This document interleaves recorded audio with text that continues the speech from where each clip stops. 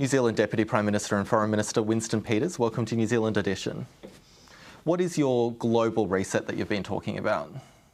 Well, it's really a revival of the Pacific reset of 2018, with even more intensity now, 2024 and onwards. We set out back then what our priorities were, and in particular having our eyes wide open to what was going on in the world and making sure that we responded in our neighbourhood and across the world in the manner that we have. So it's again the same, not the same program, but the same priorities, only in a more challenging world. Despite having an independent foreign policy, that when we differ with others, we say so in a mannerly fashion, but it also means that we have got a right to agree with others along the lines of our sort of collective thinking.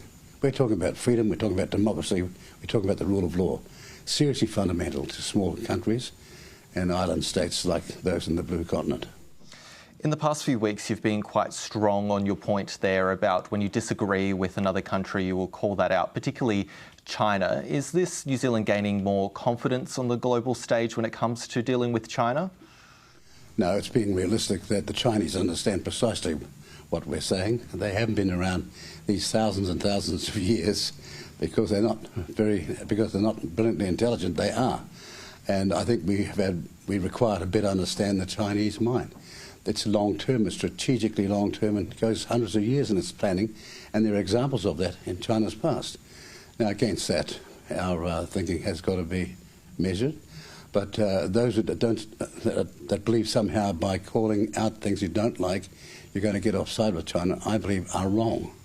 New Zealand seems to be well respected in this region of the world, and New Zealand's doing a lot to help when it comes to security, domestic security, defence. You've been quite generous with the support that you're offering, but it seems your superpower really is that closeness and that relationship that you have with these countries. Well, we've got a long history. We know made some mistakes, and they know that they have as well made some mistakes. We're on this mission saying, look, let's be honest with each other. When we make a mistake, then tell us, and vice versa, but in a polite way, and we'll set out to fix it. You've been in Parliament since the 1970s, so you're a very experienced foreign leader, a very experienced politician. Is that a benefit when you're dealing with these other leaders, that you've been around such a long time, that you might be more familiar with them than other world leaders? You got a very polite way of saying it. You should join diplomatic corps. The reality is that, funny enough, around the world, people seriously respect experience, and particularly in the Pacific. In the indigenous world of Pacific populations, they seriously have time and respect for experience, if I can put it in its best possible way. And here today, I'm seeing former Prime Ministers that I've known 30 years or 40 years ago, when I was the treasurer of New Zealand's economy. So it's really quite, well, it's exhilarating and exciting to see them still going, still working, serving their country.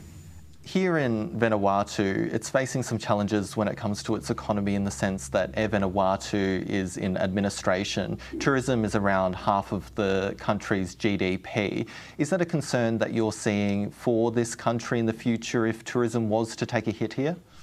Well, we can see it already. We know it because that's what happened to New Zealand during COVID. We lost our tourism and we haven't got it all the way back yet. And they are in the same circumstance, would have suffered the same thing. If New Zealand was to offer some support in that area, would it be that expertise, or would New Zealand be prepared to offer any more financial assistance to Vanuatu? I can't answer the question other than to say we would want to know from a real expert, the kind we used in New Zealand, to put the politicians or the government in the know and not to be potentially used, as what would have happened with Air New Zealand had we not had the independent person there. That was as clear as daylight. You've had to scrap your leg to New Caledonia because of the unrest that's happening there. Is that concerning, with your experience as a Foreign Minister? Is that something that you're seeing as a concerning development in that area? You know, in the 80s I was invited to Australia to a meeting where Bob Hawke was one speaker, I was the other one, and Winston, I think his name was, who was a major investor in New York, was the third speaker. It's a long time ago, but I was asked to speak about the rising tide of nationalism in the Pacific. At that point in time, the very uprising or movement that happens now, it looks like it's happening now, in New Caledonia, was happening then. And there'd been all those people who had lost their lives, rather tragically.